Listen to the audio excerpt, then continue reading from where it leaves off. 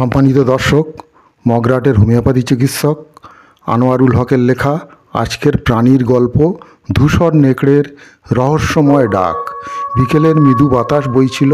বসার ঘরে বসে দাদা অনিক, বোন আখি আর ছোট ভাই ইরাক গল্প করছিল। দাদা, আজ একটা ভয়ঙ্কর কিন্তু রোমাঞ্চকর প্রাণীর গল্প বলো তো। ইরাক উচ্ছ্বাস নিয়ে বলল। হ্যাঁ দাদা, এমন কিছু বলো যেটা রহস্যময় কিন্তু বাস্তব। আঁখি আগ্রহ দেখালো। অনেক একটু হেসে বলল, ঠিক আছে, আজ বলি ধূসর নেকড়ের গল্প।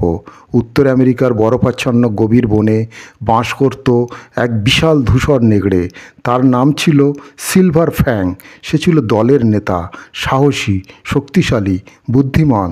তার চোখ ছিল যেন ঝলসানো নীল আগুন।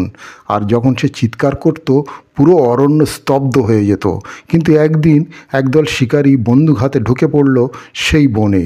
তাদের লক্ষ্য ছিল ধূসর নেকড়ের শিকার করা, কারণ স্থানীয় গ্রামবাসীরা বিশ্বাস করত এই নেকড়েরা বিপজ্জনক। সিলভার ফ্যাং বুঝতে পারল তাদের অস্তিত্ব হুমকির মুখে। সে তার দলকে নিরাপদ আশ্রয়ে নিয়ে যেতে চাইল, কিন্তু শিকারীরা তাদের পিছু নেয়। হঠাৎ এক রাতে তুষার ঝড়ের মাঝে এক শিকারী দল থেকে বিচ্ছিন্ন হয়ে পড়ে। সে ভয় আর ঠান্ডায় কাঁপছিল। তখন সিলভার ফ্যাং এগিয়ে এলো। শিকারীর ভয়ে বন্দুক তুলতে গেল, কিন্তু সিলভার ফ্যাং তাকে আক্রমণ করলো না, বরং সে শিকারীর চারপাশে চক্কর দিতে লাগলো, যেন তাকে দিক নির্দেশনা দিচ্ছে। এক সময় সেই শিকারী বুঝতে পারল নেকড়েরা শুধু নির্মম শিকারী নয়, তারা দলবদ্ধ, বুদ্ধিমান এবং নিজেদের নিয়ম মানে।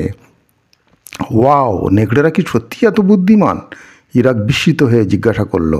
অবশ্যই, নেকড়েরা শুধু শিকারই নয়, তারা নিজেদের পরিবারকে রক্ষা করে, শৃঙ্খলা মেনে চলে আর অরণ্যের ভারসাম্য রক্ষা করে।